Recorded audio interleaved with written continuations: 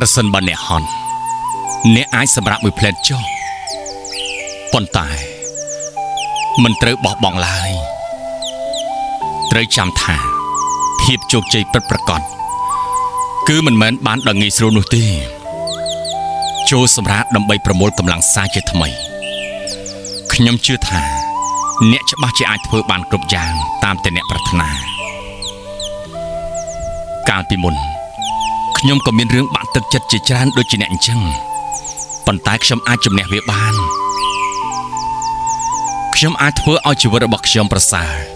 និងភ្លឺស្វាងឡើងខ្ញុំអាចជោគជ័យលើខ្សែជីវិតរបស់ខ្លួនទាំងដែលមនុស្សជាច្រើនគិតថាខ្ញុំមិនអាចទៅរួច